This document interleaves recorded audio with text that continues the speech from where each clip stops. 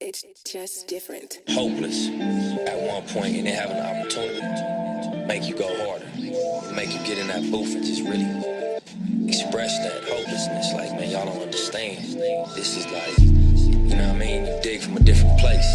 That bottom of your soul, that pit, homie, where you felt like the shit was, you know what I'm saying? You always wanted, but it looked like it was just not gonna happen. Shit, in your mind it ain't gonna happen, shit, it probably won't. I took some risks, some people probably won't. That's how we're grateful for the fruits of all my labor. Hard to live and know you sick, I'd rather be with my creator, thinking time's up. All right, welcome back to another episode of Foreign Sight Podcast. This is your host, Mike Obi. And it's your boy, London Ogletree, back for some more gems. What's up, my guy? Brother, not much, man. Another week, another day. Another busy week. Another busy week, man. It's a busy life, but it's all good. What's going on with you? Busy as usual. Just started the new job, so just getting familiar with everything. But I would say busy's good. Yeah, busy is good. Busy is great. Keeps us active, keeps us going, keeps us tackling our goals, staying focused. Busy week for me as well. The new job's finally starting to, I'm starting to get familiar with it, starting to get the hang of things. Our first games this week too, so that's gonna be exciting. First game coaching and being in that realm. So yeah, be different. Like, I'm definitely excited for you because I know how hype you be getting for football and stuff. So that should be fun. It'll be interesting. It'll be interesting not playing and having only coach. Like that's gonna be it. Yeah, that's a new wave. All right. So this week's episode is honestly one. It might be a little bit longer than usual, but for me, this topic that I was able to find, something that to me is kind of important to talk about. It goes to the way that I think about life and how I see it, how I view it. So when I found it, I was like, yep, I'm gonna send this to Elle and we're gonna do this. So a recent TikTok I saw sparked this whole idea, right? So basically the theme of the TikTok was that on one end you had two gentlemen, right? And the first guy talked about how life isn't fair because of the way society is ran, particularly when it comes to people and owning homes and being able to find property, being able to live off of their jobs, off of their, find a livable wage paying job, quitting. That's a term that I've seen floated around where people aren't breaking their necks for the jobs that they're in because for them, it's like those companies aren't really going to care about you one way or another. You hear a lot of talk about, this company will fire you at the blink of an eye. And so why would I give them my all, right? That was one person's idea or one person's thought process. Then the other person says, well, life isn't fair. You just have to work harder. You have to grind harder. And, things aren't going to be good. Things aren't going to be comfortable, but this is part of living and being a human being. So those are the two ends of the spectrum. And I think that's a lot of how people see it. I think that's kind of the conflicting ideas in our society today. So just on that whole premise, what do you think? Yeah, for me, I think as us, and it can get this can go two ways of this conversation. As far as us, and I don't like to play that card, but I mean it's just the truth. Being African Americans and all that, we've already had that stigma of we have to work harder. So I think just in general, people should go that method anyways. Just life isn't going to be fair. There's going to be things that you have bosses, you have different people above you that are going to have the manager role, and they're going to be able to tell you what to do more.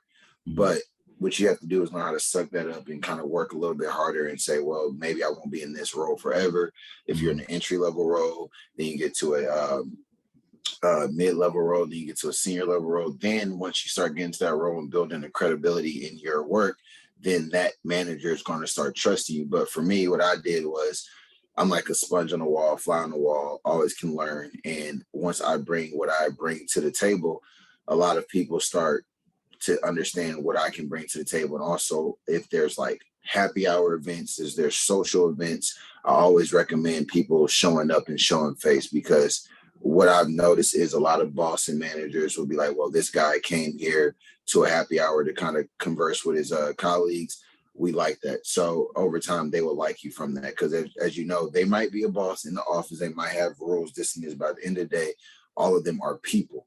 So you have to realize they all like to go home and drink. They like to go home and have fun. They like to go home and do whatever they want to do. So you kind of get to see the real version of them after working. But oh, this guy's a cool guy. He just got a lot of stuff on his plate, because you think that just because they're harder than you, just know that somebody's above them, give them the same flag. So it's the same way. So for me, I always say work harder and keep going, and the outcome will come over time. Yeah, I mean, and even you tell me all the time about how you're going to work events, and even you don't want to go, and we always kind of like laugh about it. And I'm like, hey man, just go ahead, do what you got to do. You know what I'm saying? And you know, it'll pay off for you in the end. And I agree with you. I think what you talked about just now is the ability to just be able to kind of soak in and just kind of be able to maneuver. A lot of people call that playing the game, right? Where you just are kind of, okay, hey, there are certain obstacles you have to understand. There's a hierarchy, you know, in any type of job setting, but really in anything you do, right? There have to be roles assigned. To see, when we talk about roles in a marriage and in a relationship, that's one thing, but then this is the work side of it, right? Being able to know how to navigate, being able to know how to work together, working in a team, and being able to say, okay, at the end of the day, for me, where I stand on it is you do have to work harder, because you have responsibilities as an adult, right? It's not fair, right? I tell my kids even all the time, like, you guys who decide to be athletes, it's not fair that you get held to a higher standard, but to whom much is given, much is required. So therefore, you know, if you have an obligation to either a partner, if you have a child, if you have whatever, or just you having to be able to pay your bills, you got to do what you got to do to survive. You can't sit back and say, well, I don't like this, therefore I'm going to quit. Or, you know, we don't get that luxury of being able to say, I don't like something, therefore I can stop. Right. You talk about us as African Americans having to work harder. Right. That is the truth. Or at least most people argue that is the truth. Now you have two ways you can go about it. I always say you have an option. You can decide to say, hey, that's not fair. It shouldn't be that way. And maybe it shouldn't. But at the end of the day, are you still going to pick your pants up and go to work? Or are you going to say, nope, it's not fair, therefore I'm going to quit, or I'm going to give up? You know what I'm saying? That's the choice that we all have to live with and make. You know what I'm saying? Am I going to decide to, man, I don't like my bosses, therefore I'm going to quit, or I'm going to leave work early, I'm going to not give it my all, and then everybody else suffers? Or are you going to say, hey, I got to do what I got to do. If I don't like it, at least I'm going to get myself to a position where I can put the ball in my court, and I can have the decision to leverage and work to get to that point. That's my whole thing on it, you know. No, I think that was the end of it that you said. Was, we get it. It might not be fair. It might not be in your best interest to do something like this or go above and beyond. But at the end of the day, just because something you don't like it, are you going to stop paying your bills? Are you going to quit going to work? Are you going to quit? Are you going to go end up cheating on your girlfriend because she don't do this and communicate with her? Are you going to go cheat on your boyfriend because he doesn't do this? You can have a scenario for every situation we're talking about right now. Mm-hmm. And you can sit here and find an excuse to go do something wrong. And I think that's what I've learned, and growing up and having 2 years being single, and kind of realize on the relationship side, just because somebody didn't do something right for me, don't mean that you go do something and it's going to just cause you more trouble. So you might as well just keep working hard. And I think Obi is good at that. Obi is good at just, if he got a lot of stuff going on, and he'll just keep putting his head down, he'll keep going. So I think people like him motivate me to keep, if I do get down, I'm like, okay, at the end of the day, it sucks, but I got to keep going. Ain't nobody going to do it but me. So that was a good pitch right there. Yeah, I appreciate that. See, and here's the thing too. This actually is a good transition, right? We always talk about, or at least I think about, they talk about the millennial mindset or this new school mindset versus the old school mindset. And one of the things that gets talked about is like maneuverability, right? My dad and I and our family, we were talking about that, you know, we had everybody in town. And so one of the things we discuss, or that I noticed, is like, in this modern time, people have more maneuverability, whether it's with jobs or whether it's with, you know, like scenarios where it's like, if they're not feeling the job, then they're inclined to want to move and go to a different company. Used to be, nah, you stay with that company, you stuck it out, right? You saw this in the NBA. LeBron was the first one kind of started, where he was the first guy to say, you know, in this scenario, at this place that I work at, this place and this team that I play for, I don't really feel like they're doing everything to be successful and to create a championship culture.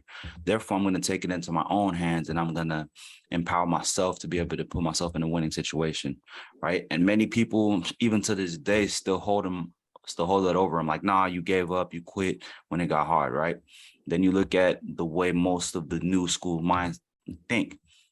If I'm not feeling this job, if I don't think that this job is doing what they need to create a good work-life balance, you hear that, or, for me to be successful, then I'm going to try to find somewhere else. If I don't want to work for Apple anymore, I'm going to go to Google. If I don't want to work for FedEx, maybe I'll go work for Amazon. It's that ability to empower yourself to move somewhere else.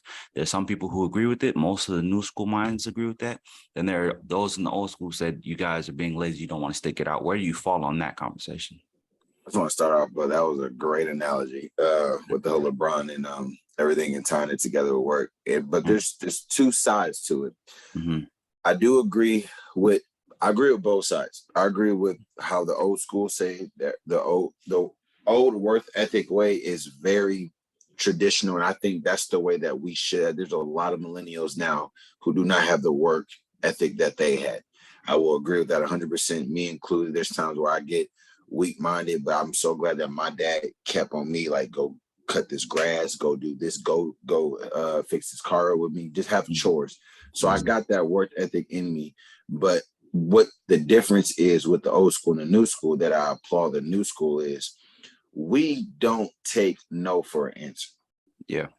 We go really hard at what we love. If it's doing this podcast, if it's fitness, if it's working in 9 to 5, if it's doing both, we're going to do both. There's no reason why we feel like we can't do 5 things at once. Whereas old school, they probably going to stay in that company for 20, 30 years and then get to that manager, high manager role, executive director role.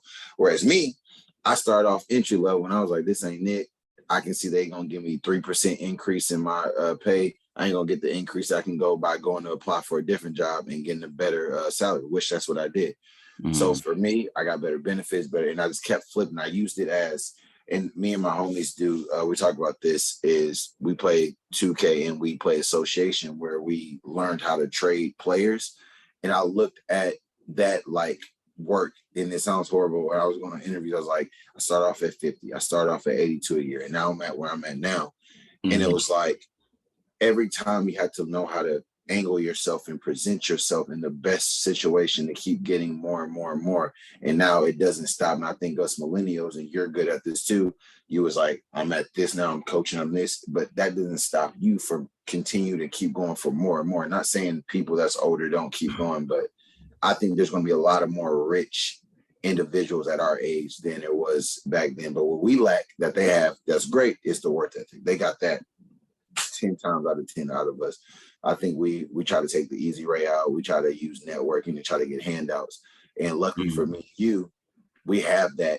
We want to do it ourselves and have that work ethic and get it out the mud. So both sides are right. It just depends on how you look at it. But I say get a little bit of both inside of you. And then that's how I say go from there. Yeah, that's 100% correct. I love what you just did there. I mean, and that's the whole point. And that's the whole genesis of at least the way that you and I are wired, is that there's a balance. You try to find the balance in the good and the bad from both aspects, because there is good and bad. Nothing's perfect, right? So the old school mindset is, hey, you have to put in the work if you want a better life for yourself at the end of the day. The other thing I talk about is accountability, right? Where you have to say, look, okay, for me, in my scenario, I chose a major when I was in college that I didn't have the forethought of saying, man, this isn't going to pay me a whole lot when I got out of school. And then I saw that played out once I started working. I was like, well, if I want to pivot, if I want to go somewhere else, the earning potential really isn't that high. So you have an option, right? That I can try to go back to school and get a degree where it will pay more base salary, or I have to just work a little bit harder and try to do things on the side, take on a little bit more responsibility. This is the decision I made. So therefore, this is the consequence I have to commit. This is the consequence I have to live by. Right. And so then with that, I was like, okay, well, I still want to be able to have a little bit more breathing room. I still want to be able to be successful. It's just going to look a little different. And luckily, I was able to find something that I had a passion about, where I was like, okay, well, you know what? Okay, this teaching and coaching thing, now you can make a good base there. And then the way that lifestyle is set up, I'll have enough time to be able to invest in something else and do something else. And I'm like, I'm still young. My people's always talk about, you're young, so therefore you have all the time in the world and you have the potential. I said, you're absolutely right, but I'm going to do it the way I see it fit. And I'll take it on the chin if it doesn't work out my way, right? So at the end of the day, I always say, okay, based on this, I have to do this. And I accept that outcome. I think what happens is that a lot of people say, I don't like this, and it's on other people to fix it for me. And I think you're always going to be down bad if that's your mindset. Absolutely. And I always tell you, go with your gut feeling. And if it doesn't work, then you have to live by yourself. But at the end of the day, if you go by somebody else's decision and that fails, you're gonna be like, well, I should always go with my gut feeling. If that fails, then that's on me, and I got to deal with that, and it's going to sit better with you. So I think we over here connecting really well in this episode because I just think it's feeding off. So yeah. Now we've been talking about this whole work ethic aspect and, certain things that are different now than it was back then. I think the main thing you talked about with the old school is that they were able to work 20 years, save up a lot, and then be able to retire at a certain age. And many people would argue that the way society is ran now, that formula doesn't work. I always say that society's formula for success has been mutated, implement a little bit of science where, Right. now people's standards for even being with a partner are different. What's successful in terms of monetary gain is different. And the ability to be able to earn a living where you can buy a house if you want a house, or even pay your rent for an apartment, is way higher standards, way higher threshold of entry. So people are having to do these things by design. Do you agree with that, or do you think there's something missing there? I say you gotta. It's designed, but I just think there's a lot of misconception when you go into all of this stuff. Yeah. For me, going through it for the relationship side of it is you got to just read that person and know that person and kind of angle it. I'm an old school type of guy. I was raised by my mom, seeing her do everything. So naturally, I'm looking for a woman who can nurture me and take care of me. And for me, that's going to make me go so hard for my woman. And I think it's just a misconception of, well, I'm not your maid, I'm not your servant. So for me, it just depends who you are. I think for me and you, we're similar in that aspect of it. But as for men and women, if I'm speaking on it on a general level, I'm just going to say, study that person and see how that goes from there. But you can't use just all new school ways, and you can't use all old school ways. So I'm trying to adapt to newer ways. And if there's things that if I struggle at and I'm starting to grow at that, I'm like, call me out on my stuff, because I did have a period of time where I didn't think I was wrong about anything, and I still struggle with it. But if you have a strong-minded woman, she'll say, you know what, OBL, you're wrong. So to me, I need that so I can sit there and be like, well, maybe the way that my mindset was not always right. So it's kind of how I look at it for that standpoint of it. If I missed anything, just kind of go from there. But I think that's kind of how I look at it.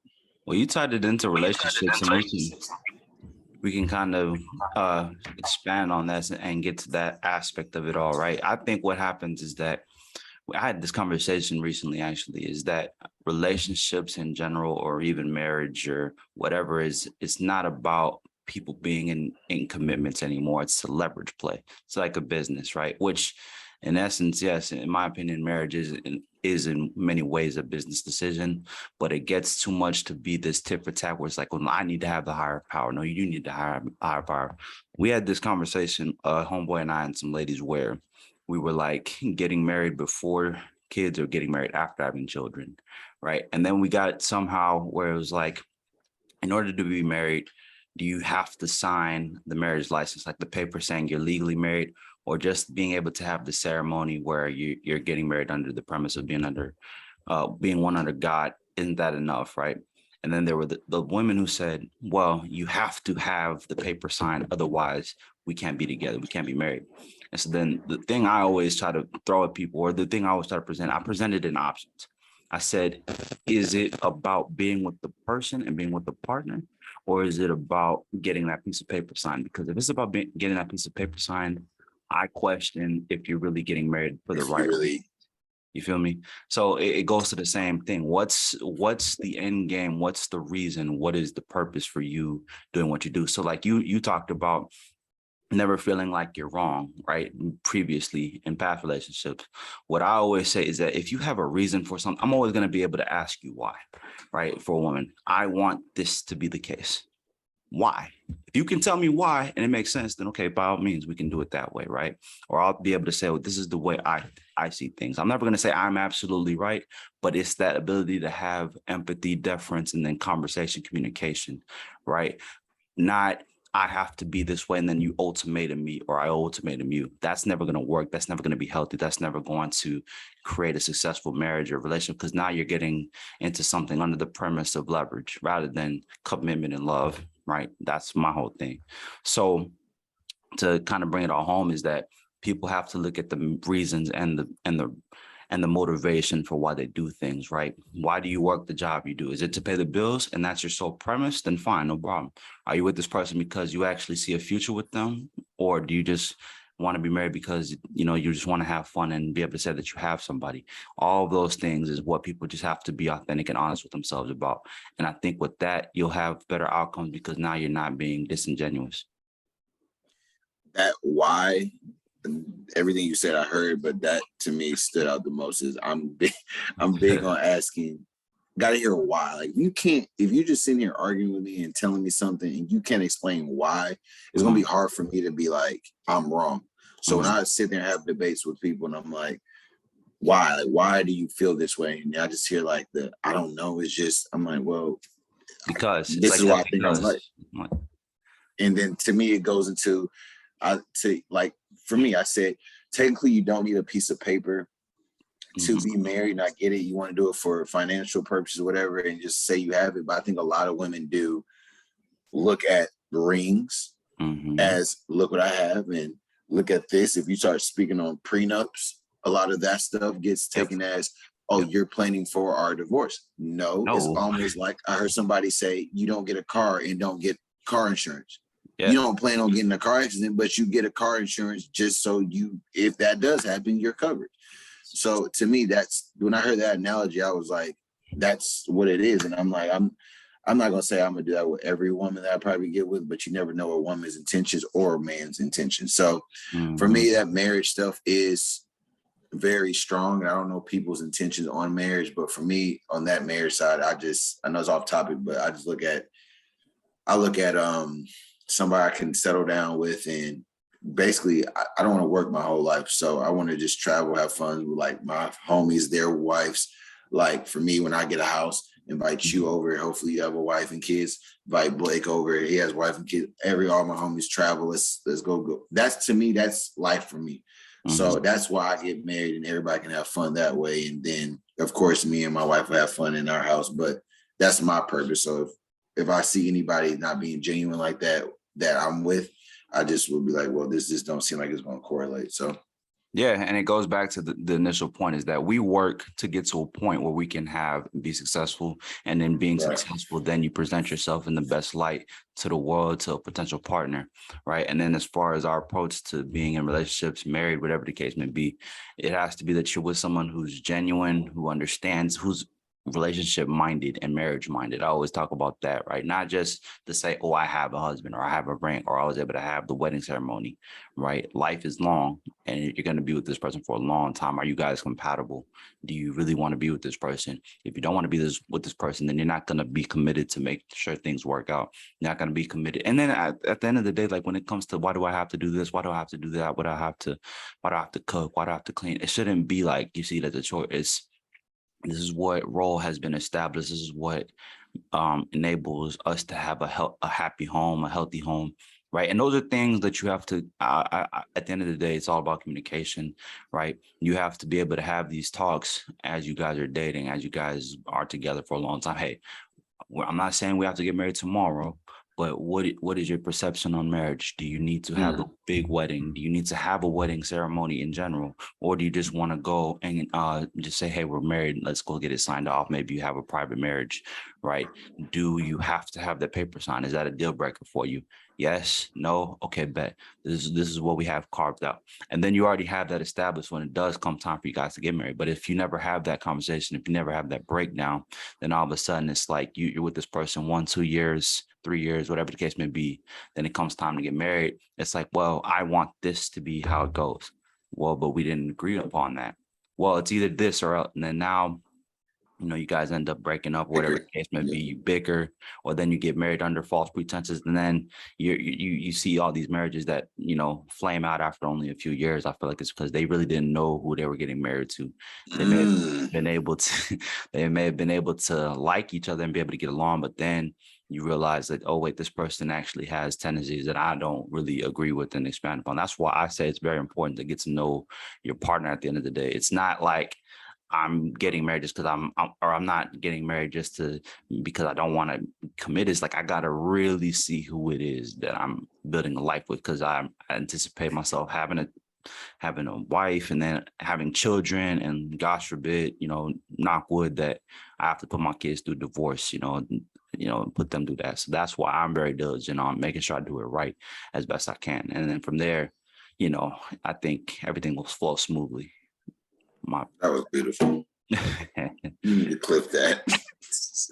You need to clip that. That was it. Everybody rushing it. Everybody rushing into stuff, man. It's sad. It's sad, bro. It is, because I think a lot of people are trying to. And when I was talking with Kat last night, she was like, I think a lot of people goes into the angle of they're trying to fill the void from hurtness, and some of them just want to go get a guy or a girl and kind of feel some type of love or some type of whatever. And she said that can eliminate somebody from actually showing their true intentions with that person. And then you think you like them, and then a little wave fizzles out, and then you're like, oh shoot, I was just doing this because I was hurt. That's why I said I take 6 months to a year to get to know somebody, because I just can't. So perfect, beautiful. Yep. Or making sure that the person is healed first before you try to be with somebody. Before you go. Exactly. Right? Like, and that's why it's like my partner shouldn't be my piece. I believe in having your own piece, but she shouldn't hinder it. That's the whole thing. That's my whole premise. So, even when I talk to women now, it's like, when you have that approach, you think about this, you only do one. I'm like, yes, everything is for a reason, but it's not disingenuous. I'm doing this because I feel like this will help us be a healthy relationship. Now, if you disagree, if you feel like something could be done differently, that'll be better, I'm all ears. See, I'm never going to say never or no, but let's talk about it, because that talking about it will be able to I can get a gauge for what you're thinking. You can get a gauge for what I'm thinking, where there's no miscommunication. I don't mind like being able to step back and say, okay, let me hear what you're thinking, and that's why I always say, like, being with a woman who is philosophically gifted, being able to have a conversation, being able to think is important to me, because there's a lot of things that are going to be tough decisions that we're going to have to work through. If you're just the type to say no, or I'm past, then it's like, whenever shit hits the fan, are you going to be able to pull through or not? Being physically beautiful, like, that's one thing, obviously that's a premise, but it's about what's your mind, what's your soul, what's your heart like too. That's just as important. So shit hits the fan.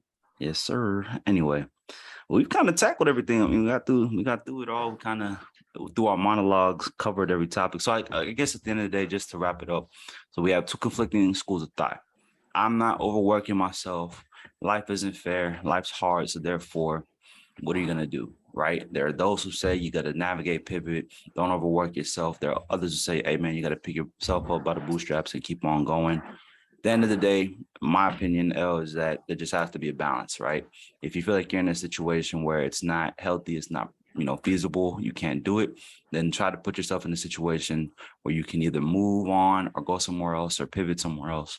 But while you're in that situation, while you're in the setting, work as hard as you can. That way you're not taking food, money, or opportunities away from yourself. That's my premise. What about you?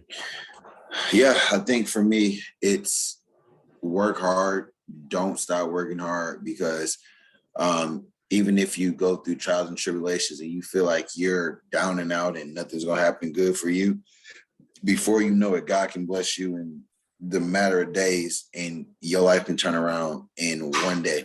You never know what can happen. If you keep the same process going in a relationship, financially, working hard, fitness, whatever you do, whatever your craft is, it will turn around. If you do that for 365 days of the year, there's no way that you will not be successful. And that's just how I feel. And so I always pick the school of work hard, keep going, no matter what people say. Don't let people disrespect you now, but stand on yours and always go to your job every day or do whatever you do at your craft 100%. Because if you do it 100%, nobody can tell you, well, you've been going 50%. And then, so if you know you're going 100%, kind of like Kobe said, Kobe was like, I didn't want to pass my teammates the ball because I seen them goofing off, going to clubs, doing this. I'm at the gym 10 hours, like all day, every day. And the fools wasn't in there shooting with me in the gym. So why would I pass the ball? So why would I pass y'all the ball? And it makes sense to me. Maybe it was a asshole move from him, but I understand where he's coming from. If I'm working that hard, then I should be able to do that. So for me, that's all I can say is just keep working hard with people. And I've had people come to me at the gym, and our platform is growing and it's trying. And me and Obi, like we said, we're going to keep working hard. This is the topic of the day.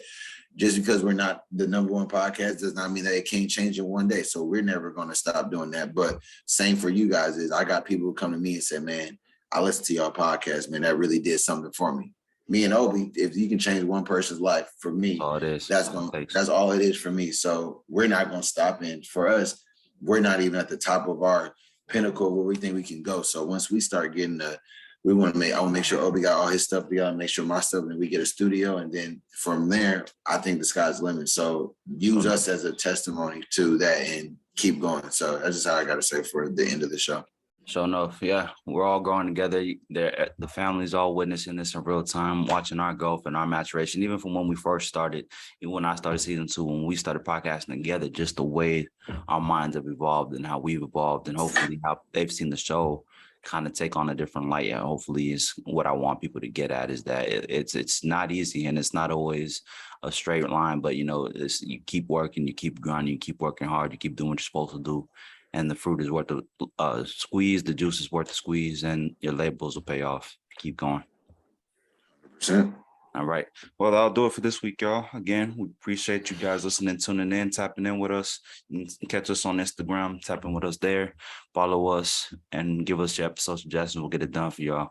Once again, you can follow me at ob.mike56L. Follow me at London_Ogletree. And subscribe to the YouTube and give us a 5-star rating on all your listening platforms as well as Anchor and Spotify. And we'll catch y'all next week. We out. Feet on the ground with a prove you wrong mindset. I'd rather go out on my sword to have my mind tapped. The ones with eyes can never see, I make the blind clap. I'm bringing back that type of sound that once Divine rap, homie.